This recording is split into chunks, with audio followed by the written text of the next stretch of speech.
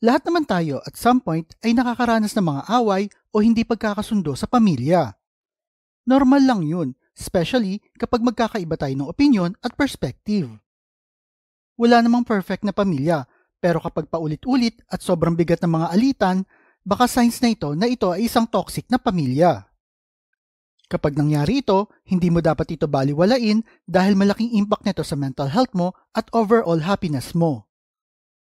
Kaya sa video na ito, pag-uusapan natin ang 7 signs na toxic ang pamilya mo at kung paano ito nakakaapekto sa'yo. Una, sobrang stress ka na dahil sa expectations nila. Minsan kahit with good intentions, napaka-high ng expectations sa mga magulang natin. Common ito sa pamilyang Pinoy kung saan edukasyon at success ang number 1 priority. Pero kung ang atensyon at pagmamahal na binibigay ng pamilya mo ay nakabase lamang sa kung gaano ka kagaling o ka-successful at puro kritisismo lamang ang natatanggap mo kapag nagkakamali ka, isang warning sign na ito. Lahat kasi tayo ay kailangan ng space para mag-grow and learn from our mistakes. Dapat realistic yung goals at hindi yung parang sinasakal ka sa mga expectations. At hindi porket nagkamali ka, ibig sabihin ay failure ka na kagad. Ang mahalaga ay may support system ka na nagtutulak sa'yo para maging successful pero hindi ka pipilitin beyond your limits. Ang pangalawa, pakiramdam mo ay nasasakal ka. Everyone deserves a me time, yung pagkakataon na makapag-isa at makapag-recharge. Pero ang toxic na pamilya, hindi ito naiintindihan. Gusto nila, lahat ng free time mo ay para sa kanila, yung kasama sila, at kapag hindi mo ito ginawa, ay parang guilt trip ang nangyayari. Hindi tama yun.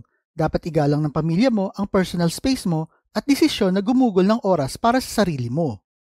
Kasi kapag napuno ng negativity ang environment sa bahay, tulad ng puro reklamo, away, sigawan at sumbatan, nakakaapekto ito sa mental health mo.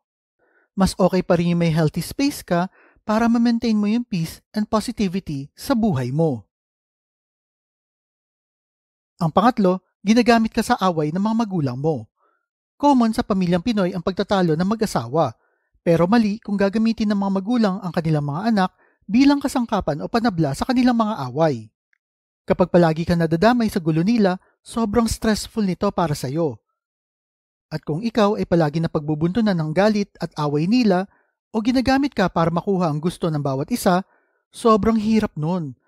Ang kailangan mo ay peaceful at supportive na environment para mag-grow, hindi yung puro drama na lang at tension. Ang pang-apat, pakiramdam mo ang halaga mo ay nasa kung ano ang maibibigay mo. Sa kulturang Pinoy, tradisyon na ang bayanihan o pagtutulungan.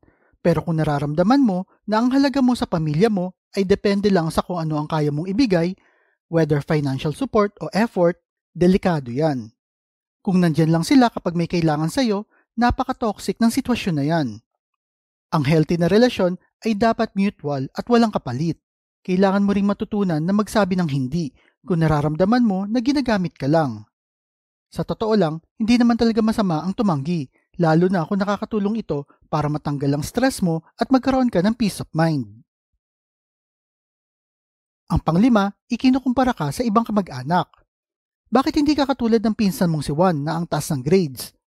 O si Maria na pinsan mo, bakit ang bata pa pero nakabili na ng bahay at kotse pero ikaw tambay pa rin? Siguro ay narinig mo na ito once, twice o maraming beses, pero kapag kinukumpara ka sa ibang kamag-anak, napakahirap nito at nakakawala ng self-confidence. Parang kasi ang standard nila ay sa kung ano ang nagagawa ng iba, imbis na ipakita ang support sa kung ano ang kaya mong gawin. Sa katotohanan, ang bawat tao ay may unique na talent at strengths. Hindi mo kailangang maging katulad ng iba para maging valuable. Dapat ang focus ng pamilya mo ay tulungan ka maging best version ng sarili mo, hindi yung ipapamukha sa'yo na sablay ka at mas magaling ang iba. Ang pang-anim, laging isinusumbat ang mga naitulong sa'yo. Pinag-aral kita kaya dapat lang sundin mo ako. Kung ganito ang palagi mo naririnig kapag may away kayo, malaking senyales ito ng isang toxic na relasyon sa pamilya. Ang tulong o pagmamahal na ibinibigay ng bawat miyembro ng pamilya ay dapat walang hinihinging kapalit at hindi ipinapaalala tuwing may alitan o away kayo. Ang ganitong klase ng sumbatan ay hindi nakakatulong. Ang dapat sa isang pamilya ay tumutulong ng bukal sa loob o may kusa, walang hinihintay na kapalit, at marunong magpatawad sa mga pagkakamali. Ang pangpito, feeling mo ay palaging misunderstood at di pinapansin. Sa tipikal na pamilyang Pinoy, mahalaga ang pakiramdam na seen and heard ka. Yung tipong kahit busy ang mga magulang mo, they'll make time to listen and understand you. Pero kung pakiramdam mo ay palaging may iba silang priority tulad ng mga kaibigan, social media o kahit ano pa, at hindi sila interesado sa mga nararamdaman mo, nakaka-drain ito kapag walang emotional support ang iyong pamilya, lalo na kapag kailangan mo ng taong makakausap. Kung palagi silang walang oras para sa iyo, na tipo nakikipaglaban ka para sa atensyon nila, well, hindi healthy yan dahil ang isang pamilya ay dapat ipinaparamdam ang pagpapahalaga sa isa't isa. So ano ba ang pwedeng gawin? Recognizing these signs is already a big step. Kung nakikita mo ang sarili mo sa ilang points na ito, mahalagang pag-isipan mo kung paano ito nakakaapekto sa buhay mo. Minsan, ang simpleng pakikipag-usap sa pamilya mo ay sapat na para maayos ang mga bagay-bagay. Pero kung malubhan ang sitwasyon, minsan, distancing yourself is the best option para sa iyong mental health. Huwag din matakot humingi ng tulong sa mga professional kung kailangan. You deserve to be happy and live a peaceful life.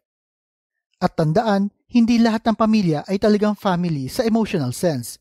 Kung toxic ang environment mo, you owe it to yourself to prioritize your well-being. Ikaw ba, ano pa ang mga signs na toxic ang isang pamilya?